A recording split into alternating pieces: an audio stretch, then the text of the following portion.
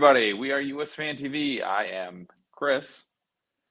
Joining me as, I suppose, usual, normal, tradition is Hat Guy.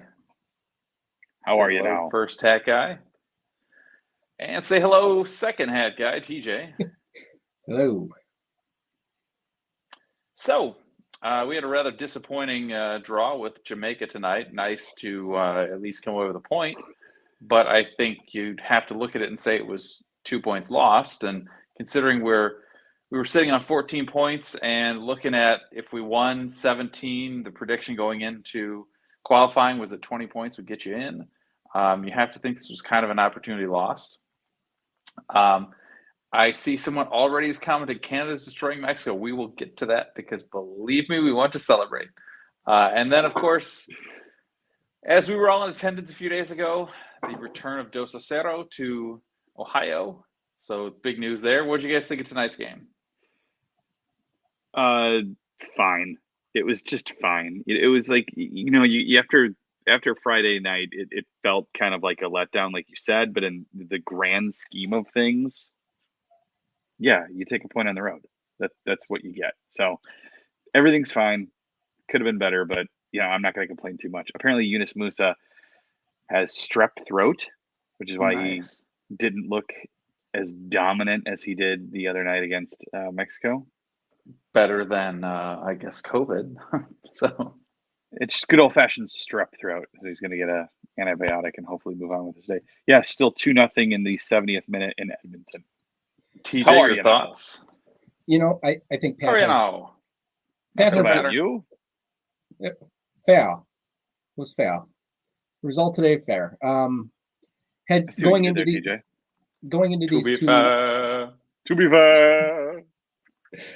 these two games, had you said 4 points, I would have said that's fine. I would have predicted the 1 point would have been against Mexico and the 3 against Jamaica, but here we are the way around. Anytime there's a draw, I always like to ask the question: was it 2 points dropped, or did you steal a point, or was the result fair? And realistically, the result was fine. Nice, great goal by Weah, wonder strike by Anthony on the other end, and poor technique by Zach, and there we are, 1-1. And I think Chris, pointed. Go ahead, Chris. Oh, no, I was going to say, I agree that Stefan should have saved that. I thought it was poor on his part. My feeling in the end, their second goal, the one that I called back off the corner, should have counted. That said, they shouldn't have been playing with 11 at that point. So, I don't know. It's kind of a toss-up. Like, on the one hand, if they weren't playing with 11, would they have gotten that corner and would that have happened? So, yeah, how is that foul not a red card, let alone no card? Like, it seemed a little like we're playing Mexico or something. Yeah. Very odd.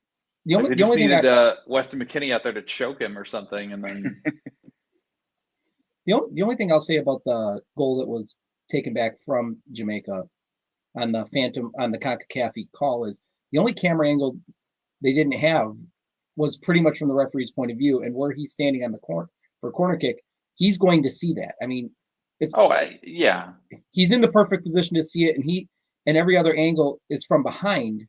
It's not right. We're not in that same line. And that could be why nobody's catching what's there. That said, still seemed kind of soft. Probably should have been a goal. That's why at the end of the day, a point is fine tonight. I saw Roger Bennett saying that out of the 2 games, the U.S. played one really good half. I don't necessarily agree with that. I thought the first half against Mexico was good too. They didn't score. Yeah, I don't think it was nearly as bad. I think people saying that Mexico was the better team in that half are a little bit looking for negatives for the U.S. and positives for Mexico. Because aside from, yes, they had a couple good chances, and they had a hard time getting it out of their own end. Scored in those. But all in all, the U.S. still had sustained pressure, still had the majority of, I would say, positive control of the ball.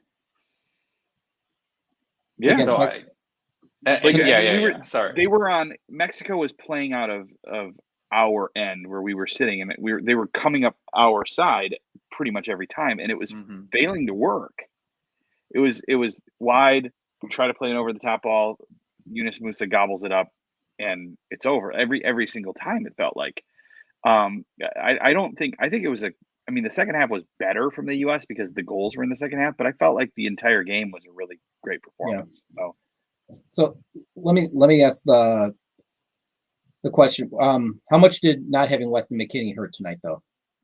Do you guys think? Versus, would he have mattered? Would he have made? Would he have been a difference? Of course, yes. I think he would have mattered. I think this, like I commented on the Twitter feed, that this game both highlighted our depth as well as our lack of depth. I think we're at a good 12 to 14 guys now who all can seriously compete for the starting 11, and it's hard to say between about 10 and 14 maybe who the actual starting 11 should be.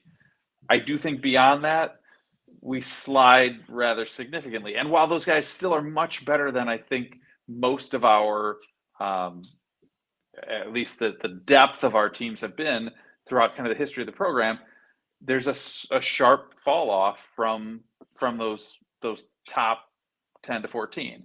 And tonight was a lot of those guys on a game that, I don't know, it is kind of a letdown after what you've been through. You know that realistically I said, I don't know, at least a month ago, maybe 2 months ago, that if we beat Mexico, everything was pretty much downhill after that regardless, because we've got enough points that essentially all you have to do is get a couple wins at home and you've probably gotten it anyway. You could lose everything else and we're almost certain to get at least 2 wins at home from our remaining games. But I mean, you pick up your draws on the road, maybe a victory, you've sealed it. We're playing for first place at this point. I don't think we're playing anymore to just qualify. I think we're playing for placement within qualification. And so in that regard, yes, I kind of got a little off topic, but yes, Weston McKennie would have helped, and it would have benefited the team. I think there were some glaring deficiencies in midfield, but whatever. I mean, like I said, it doesn't matter that much because of the situation we're in. We've done enough at this point that we can kind of let some games that maybe aren't as vital slide. You don't ever want to do that, but look, we have the luxury of doing that at this point. So yeah, of course McKennie would have helped, but it is what it is. Sure. And, and then to me, the other thing is you're saying our depth and then lack of depth. Again, not having Weston McKennie in the midfield tonight, still don't have Gio Reyna, still don't have Sergino Dest. That might get you 3 points tonight. You don't think so, Pat? You're shaking your head. I'm reading something unrelated to this show. Fair. Yeah. All right. So. Yeah, I mean, I do think that from what I saw, we appear to be playing more narrow tonight. And based on what like McKennie was doing in the first half of the game versus Mexico, where he was very wide for a team with a lot of speed. I mean, Jamaica only has kind of a couple guys who I would think are truly threatening at a kind of international level. Maybe 3. So I guess the thinking is you kind of pack the middle and you force them out wide. You'll take the crosses and let them, try and get headers or something against our defense just about every day. But it did seem that we were conceding in some areas that, I don't know, their speed could help exploit. Definitely agree with that. And then I have written down, I wrote a few notes down after the game, and Greg's subs tonight didn't make a lot of sense to me. I mean, Weah again seemed like one of the most dangerous on the field, and you pull him at 60 minutes. I get it, you're putting Pulisic on, but Aronson wasn't good. He wasn't terrible, but he wasn't good. What do you guys think? I wonder a little bit. Hold on. Why do you pronounce it Aronson? because I'm terrible with I was going names. to text you about this while you were saying it. Go on. No, I wonder a little bit in situations like this where you don't need to push as hard. Is Greg sort of managing the clubs? That you don't have to deal with them complaining as much if you don't piss them off. Oh, that's definitely part of it. Yes, because Yeah, we heard what Tuchel was saying before this. Yeah. Basically, Tuchel been telling lobbying him not to to play not yet. have Pulisic play. Yeah, and right. it's like, look, sorry, he's going to play, but you manage his minutes because he's not fully fit yet. That's where he makes most of his money. That's who's going to keep him fit and in playing shape and in playing quality so that he can play for the national team. You want to keep those guys happy. Look, you don't want to screw up what Weah has going at Lille right now. So I do wonder somewhat if that isn't a bit of Greg managing sort of the clubs that these players come from. And is Turner to that point? Is Turner purely a tactical thing, or is that the Revs are hoping to win MLS Cup, or does Turner have some sort of knock that they're not talking about? There's always these little things that you don't know, about the decision-making process on some of these. But we do know that, the club coaches are putting pressure on the national team coaches to not injure their players, which I guess you can understand. Yeah, I think that probably has something to do with it, especially, like I said, in a situation where, look, you don't have to win this game. Right. It'd be one thing if tonight would have qualified us, or if, we were close to the wire and we needed to get points. We're not, and we don't. So I can understand where you kind of let some other guys get the minutes and run the risk of getting hurt in a game that you had to know Jamaica was going to foul you, and they did, and they got away with it. It's CONCACAF. Like, speaking of getting hurt, top players, especially for the U.S., do not get protected.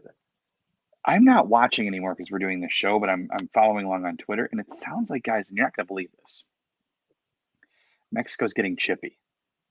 What? And there have been some dirty fouls that were not called. Now, this is shocking.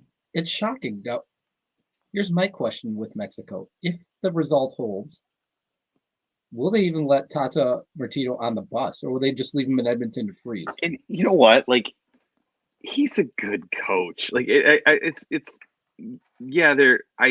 assume they're going to fire him if they lose both of these, but because they fired people for less. But and will they go back to Miguel? Will they go back to Miguel Herrera? I hope so.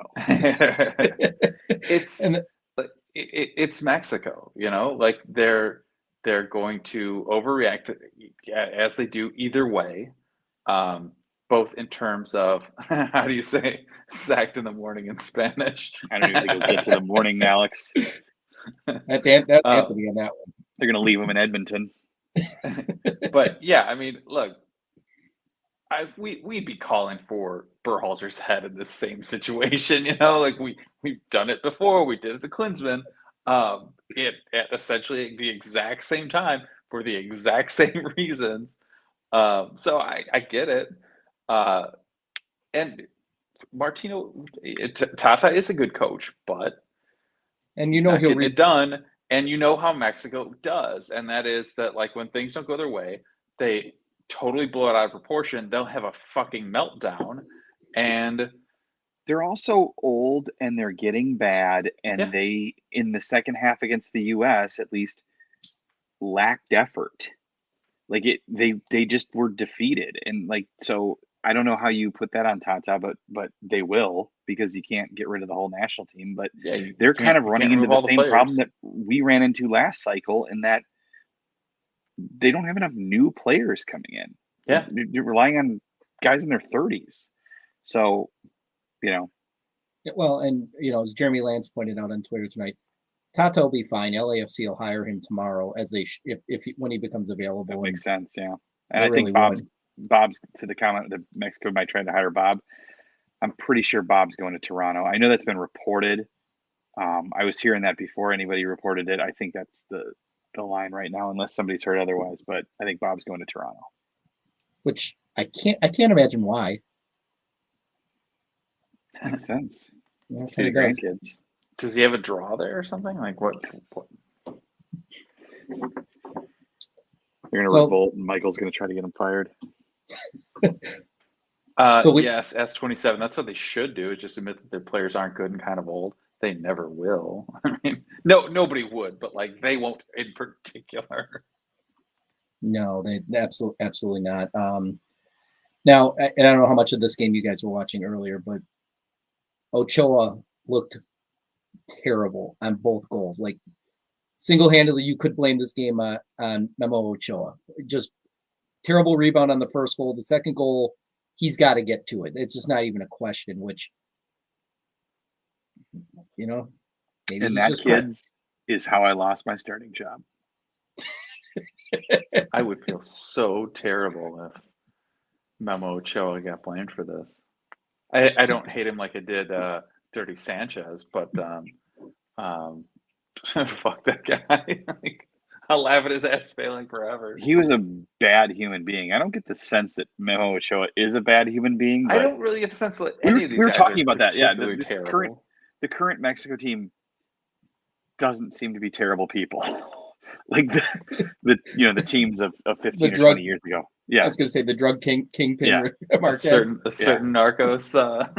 they seem to be decent guys. It's just I don't want them to win. Well, and they're accommodating you in that patch. Yeah, they are. They're doing well. That's a tough though 2 games for them. Away I don't at feel the bad US for 'em, and though. away at Canada. That's I don't feel bad for them. I really don't. putting it in Edmonton too. That's a bold move. So But it's different degrees of cold at this point in Canada. So does CONCACAF allow them to use Edmonton again in January? I don't know. I mean, in January You're talking another 20 degrees cold. I would think not, just because if nothing else, there's like the risk of just player and fan safety. But how much? You can't play indoor there, and like you can't play outdoors essentially that right there. So you have this issue of I would guess it's a bit like the problem with the coming World Cup, that it's not safe for the fans to be there, let alone the players exerting themselves. We'll have some weather extremes, yeah. But how different is that from playing games in Central America when they start? Was it Honduras in the last cycle? They started the game at 4 p.m. when it was mid-90s and 90% humidity to go with it. Because at 90 degrees, you can still go outside naked and survive. At 20 below, you'll be dead in fucking 15 minutes. Yeah, they're Canadian. They're used to it. It's like Naked and Afraid. Like, look, That's a good we show. all live in northern climates. We are used to it getting ridiculously cold, but that doesn't mean that like that I support us going outside and having to watch a game for 2.5, 3 hours. And then when you figure with the stuff on both ends of it, you could be out 3.5 hours, 4. I mean, how long were we outside just the other day? That's an excellent transition, Chris, to the other night, to Friday night. 9 o'clock start. That's how I do. It's like you've done this before, Chris. So yeah, 9 o'clock start. Everyone was cold and liquored up at that point, and I'm pretty sure in the entire stadium. It was amazing. That I'm trying to think about if that was my favorite. 05 was previously my favorite. I liked 13 a lot. 05 was previously my favorite though, but this latest one might have been my favorite. And I think it's because we lost last time that it made it a little more special. It made this sweeter, that's what I was going to ask, Pat. Was it because of the loss previous one? Yeah. That Marquez scored in the previous one? Or that it was just an absolute destruction from... It was the best performance of them for sure. It was like it was a lopsided game, and it was in a great new stadium. I really like that stadium in Cincinnati. It's, do you want food after the game? That's going to be a struggle. There aren't many open restaurants. What the hell? I don't want your chili. I don't want that. I want like a normal restaurant. Is anything open? It's Any Friday night. restaurant? You're calling this a city. It's Friday night, and I have to walk a mile to the casino to get subpar pizza. No, Cincinnati. You're starting to sound like TJ there. TJ made it clear. Clear. TJ spent the entire trip, just so you guys know, TJ spent the entire trip saying how much Cincinnati and Ohio suck. TJ found some poor guy taking the trash out at a bar wearing an Ohio State sweatshirt and stopped to tell him how terrible it was and that he should get rid of the sweatshirt. Pat and I ditched him. We just kept walking. It was one of the 68 people that TJ stopped to talk to. Randomly. Where did he go now? But yeah, is there an open place for food? No, there's not. Is the stadium otherwise amazing? Yeah, I loved it. So yeah, I'm jealous. I want that. I don't want your team. You know, the Fire are about the only team that's better than FC Cincinnati. Just one of their defenders. I should say that around the other way. FC Cincinnati is one of the only teams that's worse than the Fire. Yeah, I especially don't want one of their defenders. But I noticed he did pick one of America's most German cities to move to. But anyway, yeah, it was a great night until it came time to find food after the game. Yeah, and Rheingeist Brewery also very cool. That place was awesome. Yes, it was. Yeah, like unofficial sponsors of the show right there. That Rheingeist made some very good beer, and it was gigantic in there, and they were accommodating. The pretzels were good. TJ kept talking to people there too. It was a good time. Well, TJ to be fair, you knew the people we were talking to there. That's true. That was true. I did run into Paul and his son that I played soccer with Paul. So that was true. Could you imagine if it was, I don't know, actually a nicer evening out and the rooftop was open as well, which that place would have been even at the brewery. Yeah, that would I would go there often. I lived in Cincinnati. But that whole area too, though, just a lot of nondescript. A lot of nondescript, a lot of murals. Yeah, the Kenner one. The Kenner one at 1 a.m. was kind of Kenner mural was very cool. It was cool, but it was kind of creepy at 1 a.m. to see it. I was not aware that. Mexico just scored and there's a fight going on, huh? Of course there is. Correspondent Alex chiming in. Of course there's a fight. How about that? How about if in 2 months' time we will be fighting with Canada for first place in a game in Canada? That would not have been one of the things. I kind of like it, to be honest. I like that Canada's good. I like that there's something different, new in CONCACAF. We do need a third team to be good. I mean, with Costa Rica as complete ass this time around, we really don't have it is kind of 3 teams in this octagonal, and then sort of everybody else. It also adds some legitimacy to Canada's automatic bid next time too. If they make it on their own this time, that'd be good.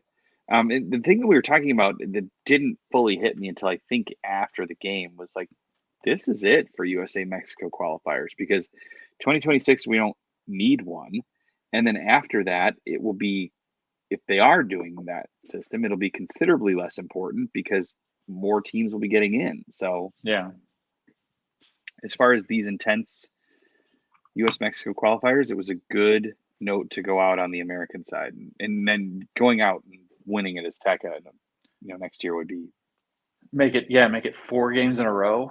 Yeah, I don't see that happening, but if we can't win in Jamaica, Central America, we're not winning at Azteca. But no, depends. If this dog shit Mexican team shows up, the one that showed up tonight. That is true.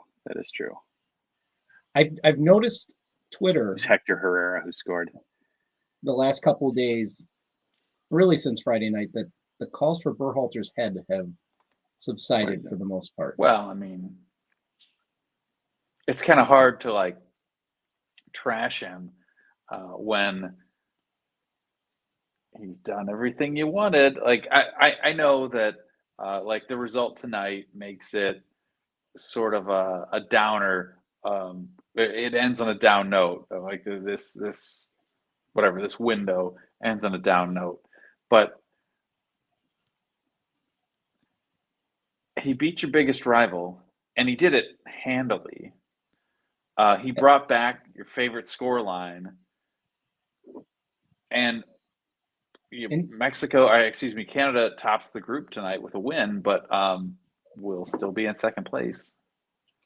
And he's beaten Mexico 3 times in the calendar year.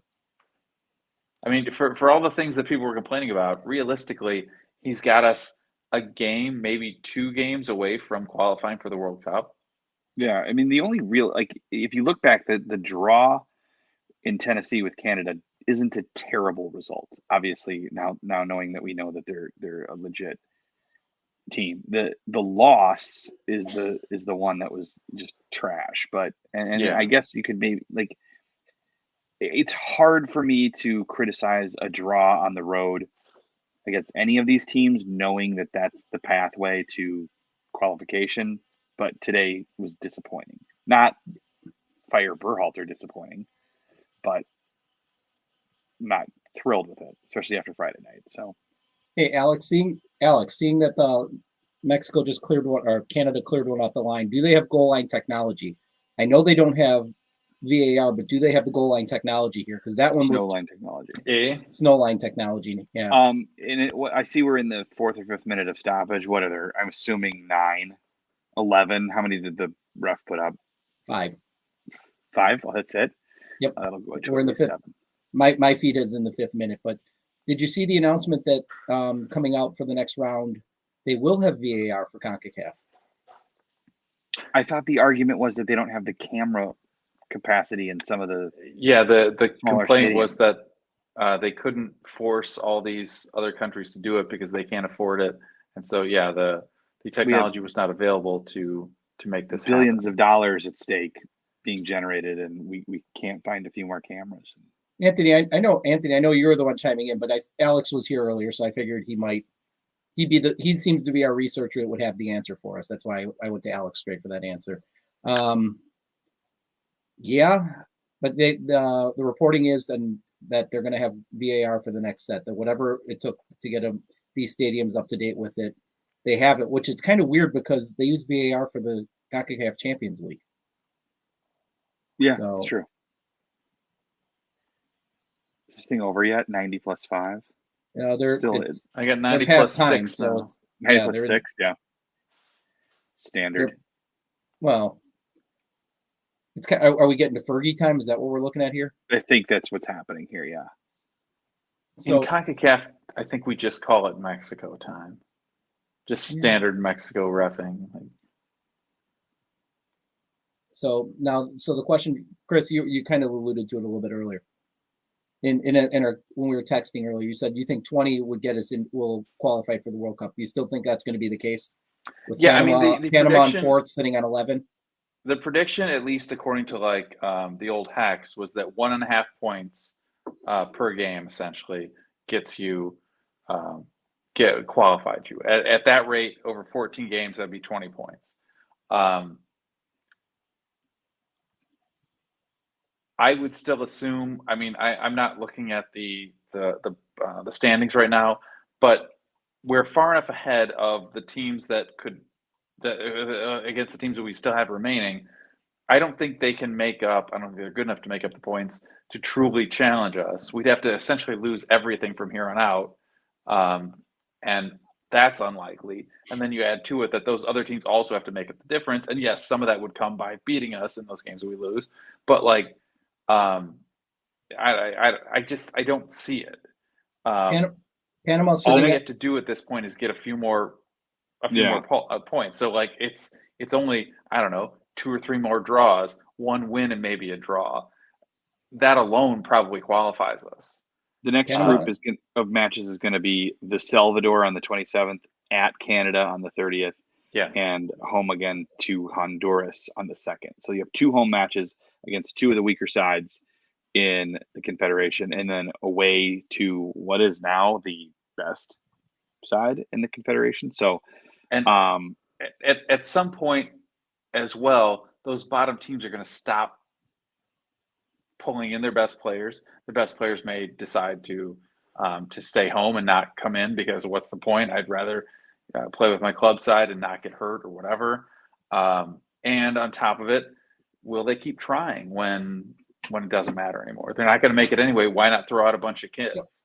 Let me. I don't think mathematically they'll be qualified after those 3. If they take away at least 6, I don't think. Let's see, it would put them on 21 to 24 points. And Like, well, you no. got to look Still, after Panama. It's not guaranteed at that point, I think, but it might be though, depending on where Panama's at. So Panama's sitting on they're 14, 14 right now, and then after that, I think it's 9. So I mean, yeah, there's a huge that's so it's like getting in the top 4. I almost want to say is guaranteed, all but guaranteed at this point. It's just are you going to have to go through? That would be the worst case. It'd have to be going through playing the Oceania team. So you said El Salvador and Honduras at home in that 3 games in 7 days, right? Does Canada become the throwaway game? Yeah, it does for me. If you've got to. It probably depends on. I think it'll depend on where the games are played too. Like if we play the Mexico game in Vancouver, I assume we play the U.S. games on the West Coast. If there's less travel, that'll change things. If like they're playing, one in Dallas and one in Seattle, that could change what the throwaway is too. Also, I don't know. I'd kind of like to see us go to Canada and try to get a win there. We felt embarrassed when they drew us at home. Try and do something to like get those points back. In a way that we're worried about going to Canada and trying to get a win. Like so much has changed. Much has changed. It's weird. But then again, you think the last trip the U.S. took to Canada, they pretty much got shellacked and sent home when they went to Toronto and got beaten pillar to post. And they're still rumbling, by the way. It's a final, but they are still rumbling on the field. Of course they are. They just have some class. So with 9 points, that would 6 games to go. 6 times 3 is 18. So that'd be 27. So Costa Rica could, in theory, max at 27 points. Jamaica could max at 25 points. So that's the number to get above if you really want to qualify early. Yeah, I'm not. I don't mean to make it sound like that's all we need and whatever, it's done. Yes, there are still combinations in which other teams could. I just move really above want it to. I'm just saying that realistically, when we hit that point, I don't think anyone else can truly catch us, at least amongst the bottom teams. And then it's just a matter of where do you place right at the top. We're 6 points ahead of Costa Rica at this point. The way they're playing, that seems pretty safe. So yeah, it seems like top 4, like TJ said a minute ago, top 4 seems not assured, but safe at this point. Now, can we get top 3? Now, can we start talking about actually winning this, this hex or this oct? What are we calling it? The Ocho. The Ocho. Winning the Ocho. So that's right, Cotton.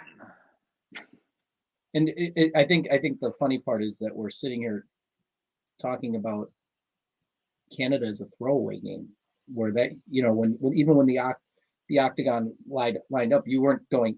That's a game you're just going to throw away as no. And Chris hasn't made a single joke about Canada the entire show, and we're 30 minutes in or something.